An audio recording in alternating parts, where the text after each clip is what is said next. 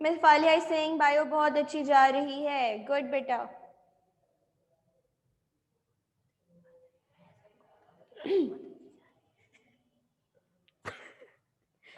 I am happy कि अगर आप लोग की बायो जो है वो सही जा रही है, क्योंकि आप सबको पता होना चाहिए बायो जो है वो सबसे मोस्ट डिफिकल्ट सब्जेक्ट है। क्यों? क्योंकि उसमें रट्टा लगाना पड़ता है। मशद इज सेइंग मिस आप ये सारे लेक्चर्स रिकॉर्ड नहीं करते। मशद बेटा ये रिकॉर्डिंग्स की बजाय हम लोगों ने अपने स्कूल का एक यूट्यूब चैनल बनाया हुआ है, ठीक है। रिकॉर्डिंग की जगह हम लोग उस यूट्यूब चैनल के ऊपर अपलोड करते जाते हैं। आपको मिस शिजा ने देखें आपका जो ग्रुप है उसके अंदर एक लिंक सेंड किया हुआ होगा।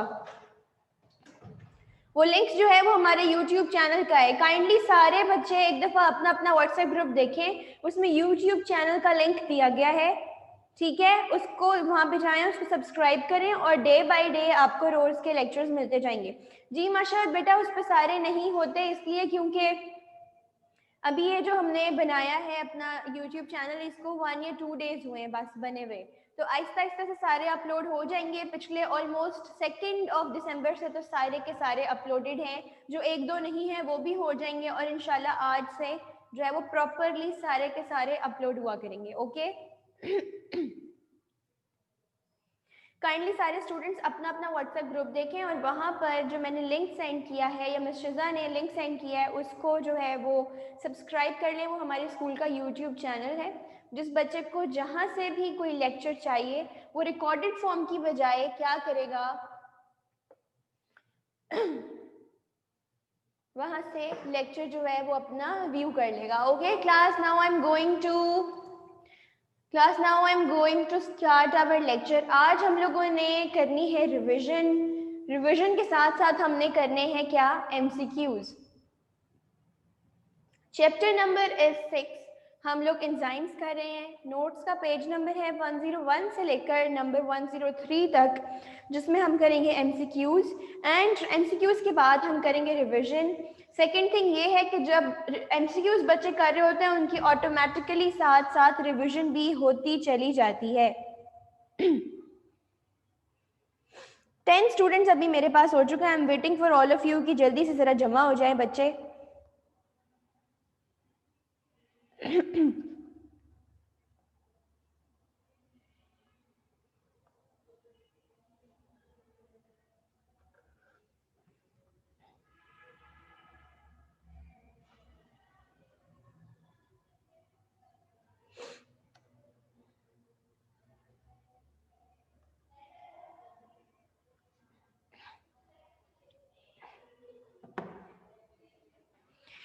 चलें जी, we have 10 students now, so I think we should carry on our lecture. और हमारा पेज नंबर है 101 to 103, जिस पे आज हमने करने हैं एमसीक्यूज।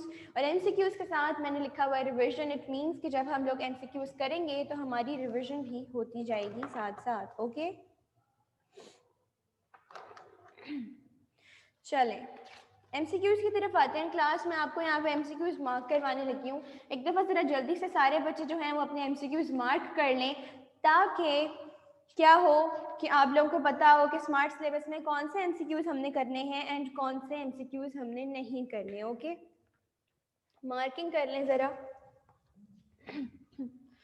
मार्किंग कर लेते हैं।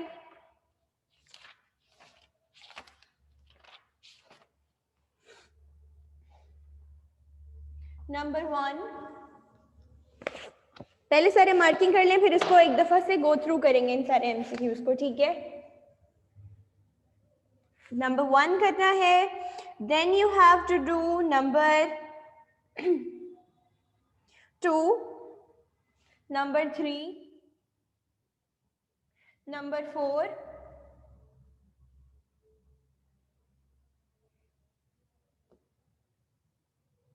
Number 5, number 7, 8, 9, 10, 11, 12, 13, 14, 15,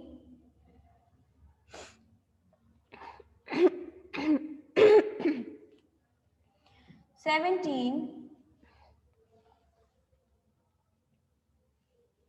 18,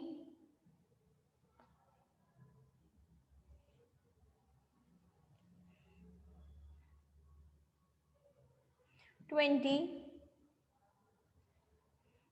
21,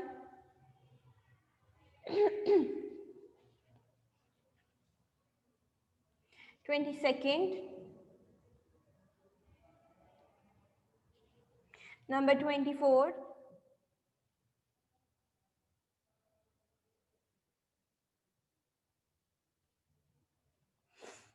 26th, 27, 28, 29,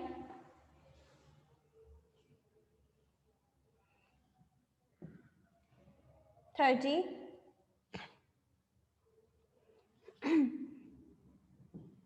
31st, 32nd, 33rd,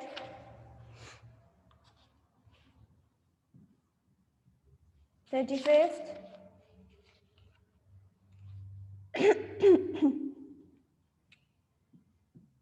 37,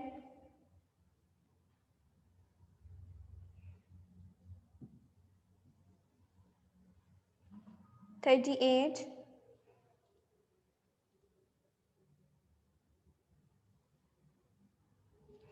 41,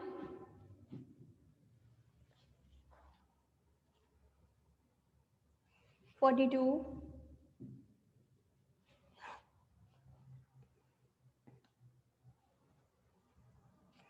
43,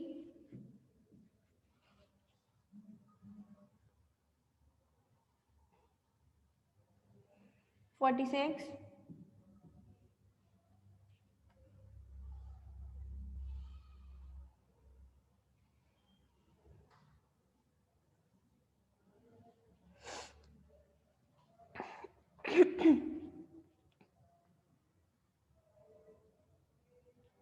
53,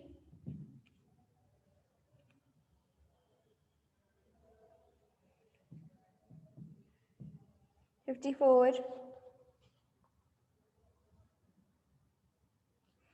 56, 57,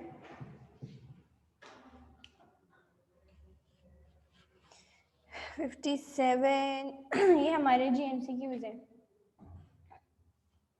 57 के बाद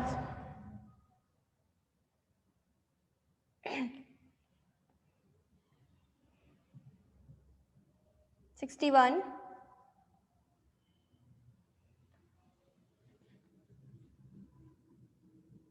62,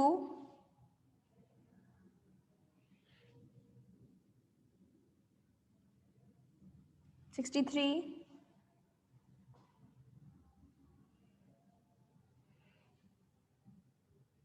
64,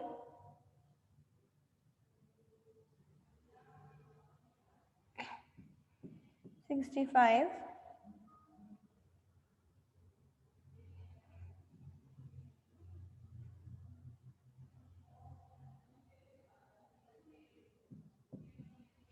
चले जी क्लास इसको मार्क करने के बाद मुझे डन का मैसेज करते जाएं। ये सारे के सारे एमसीक्यू जो हैं वो बहुत इंपॉर्टेंट हैं, काइंडली आप सब इनको मार्क कर लें और आफ्टर मार्किंग मुझे डन का मैसेज कर दें। मैं एक दफ़ा से यहाँ पे रिपीट करने लगी हूँ। Faliha is saying done, Amna is saying done, Minahil is saying done, Areesh ने भी कर लिया है।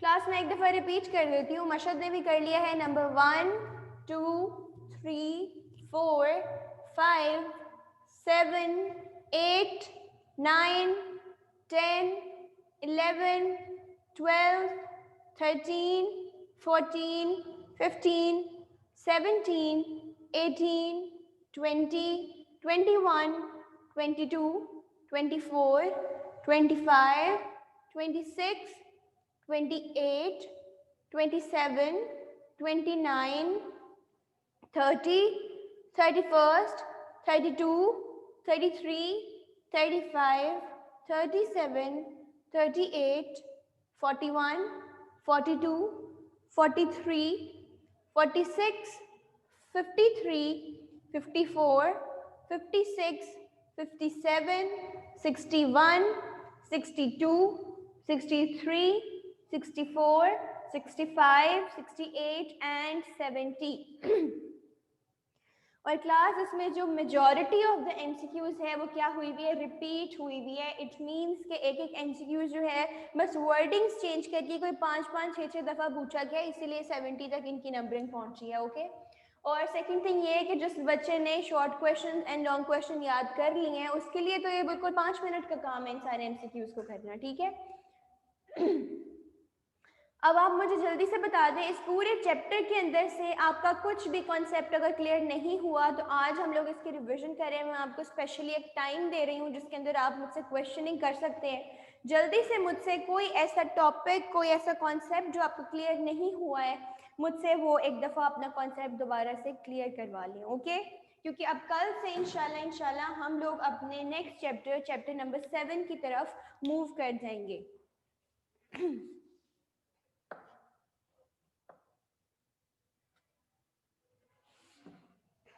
अच्छा जी, अब्दुल रहमान ने पूछा है मैम क्वेश्चन नंबर 2। बेटा क्वेश्चन नंबर 2 कौन सा, हमारा जो फर्स्ट लॉन्ग क्वेश्चन नंबर 2 था या शॉर्ट क्वेश्चन नंबर 2 की बात कर रहे हैं आप? ओके, लॉन्ग की बात करें। लॉन्ग क्वेश्चन नंबर 2 हमारे पास क्या था? क्वेश्चन नंबर 2 हमारे पास लॉन्ग का ये था कि define the characteristics of enzymes. आपने एंजाइम की कैरेक्टरिस्टिक बतानी है, तो मैं आपको बता देती हूँ एंजाइम की कैरेक्टरिस्टिक क्या होती हैं। सिंपल सी बात है, सबसे पहले तो एंजाइम की डेफिनेशन याद होनी चाहिए कि व्हाट इज एंजाइम। एंजाइम में आपने बताना है क्या है, ये ग्लोब्यूलर प्रोटीन्स हैं जो कि किससे मिलकर बनी होती हैं, अमाइनो एसिड से मिलकर बनी होती हैं। सेकेंड थिंग इनकी डेफिनेशन क्या है, ये कोई सा भी एक ऐसा केमिकल है जो क्या करता है, किसी भी रिएक्शन के रेट को बहुत ज़्यादा इंक्रीज कर देता है। इसकी जो प्रेजेंस है वो ही किसी भी रिएक्शन को बहुत ज़्यादा इंक्रीज कर देती है। और एंजाइम्स जो हैं वो क्या करते हैं, किसी भी चीज़ की परफॉर्मेंस को एक्सेल करने के लिए, इंक्रीज करने के लिए हमारी बॉडी इमिट करती है। ये हो गया। उसके बाद है उन्होंने उसकी पूछी कैरेक्टरिस्टिक्स। पहले एंजाइम के बारे में थोड़ा सा डिस्क्राइब किया, then you have to tell its characteristics. Characteristics में आपने थोड़ी सी बातें याद रखनी है।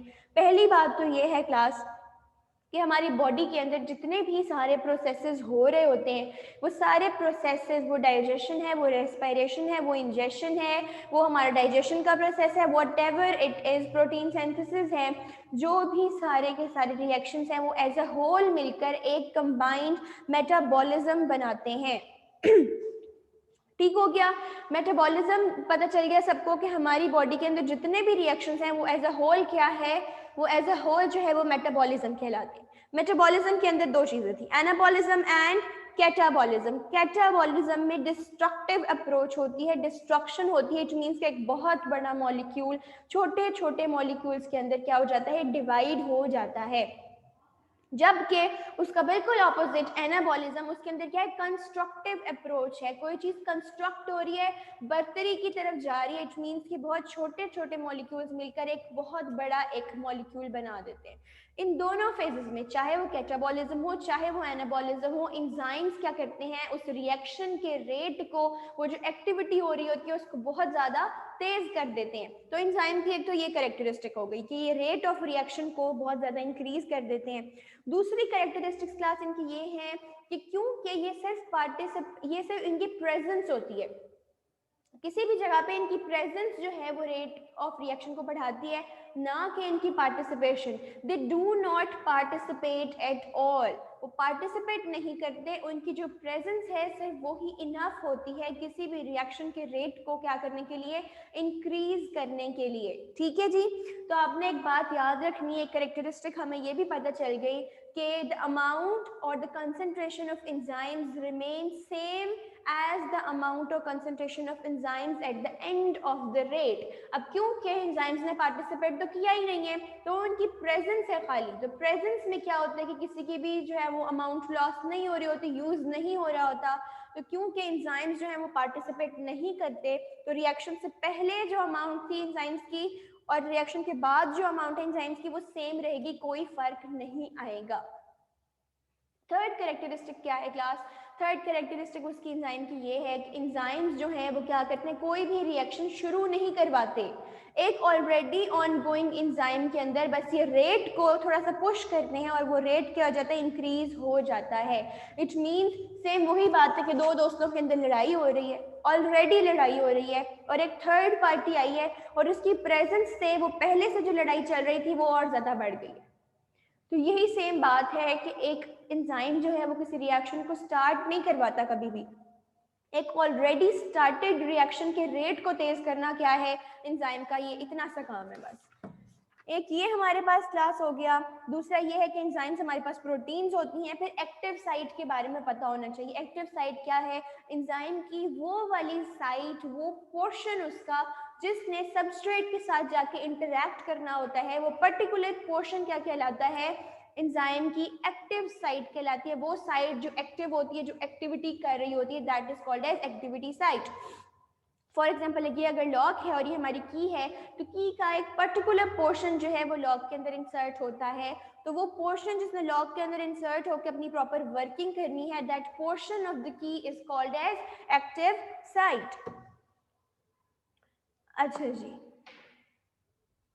Enzymes are specific. एक ये कैरेक्टरिस्टिक भी सबको पता होनी चाहिए कि एंजाइम्स क्या होते हैं, स्पेसिफिक होते हैं। इसका मतलब मैं अब हम ये तो जो है ना रट गई होगी बात आप लोगों को। एंजाइम स्पेसिफिक होते हैं, इसका मतलब ये है कि हर तरह का एंजाइम जो है वो हर तरह के सबस्ट्रेट के साथ रिएक्ट नहीं कर सकता। सिर्फ वो एंजाइम्स जिनकी ज्योमेट्रिकल शेप सबस्ट्रेट की ज्योमेट्रिकल शेप के साथ एडजस्ट हो जाती है, तो ऐसे एंजाइम्स जो होते हैं वो ही उस सबस्ट्रेट के साथ रिएक्ट कर पाते हैं। जिस सबस्ट्रेट की ज्योमेट्रिकल शेप एंजाइम की ज्योमेट्रिकल शेप से मैच नहीं करती, वो आपस में एक दूसरे को रिएक्ट नहीं करते। एंजाइम जो है सिर्फ उसी सबस्ट्रेट के साथ रिएक्ट करता है जिसकी ज्योमेट्रिकल शेप उसके साथ मैच हो जाती है। इट मीन्स कि एंजाइम्स जो होते हैं वो स्पेसिफिक होते हैं। Enzymes are very specific for each and every substrate. Okay, जैसे हर ताला हर चाबी से नहीं खुलता, सिमिलरली हर सबस्ट्रेट हर एंजाइम के साथ रिएक्ट नहीं कर पाता।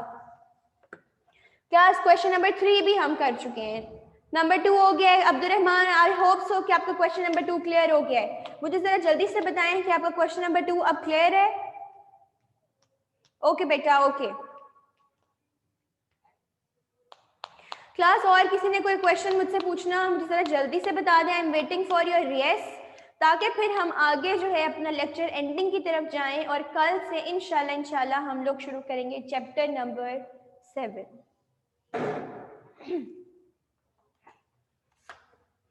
चैप्टर नंबर 7 है बायो एनर्जेटिक्स का।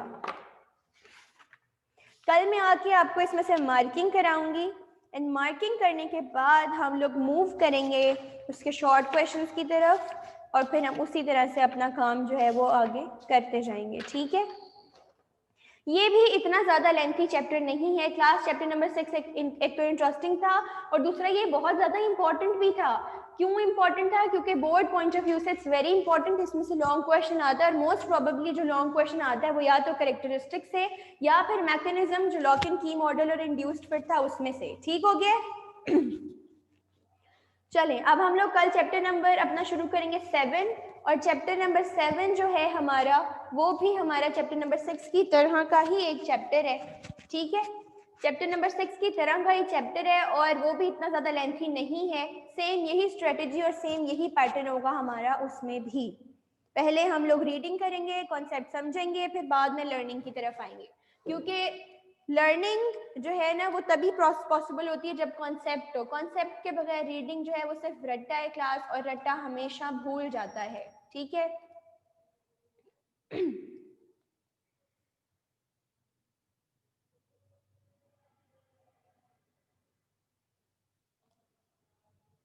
okay class, I'm going to end the lecture. Allah Hafiz all of you. Allah Hafiz, say Allah Hafiz to me so I could end the lecture here. I'm waiting for your Allah Hafiz. Allah Hafiz Abdur Rahman, Amna, Allah Hafiz. Allah Hafiz Arish, Allah Hafiz. And Allah Hafiz to all of you जो अभी तक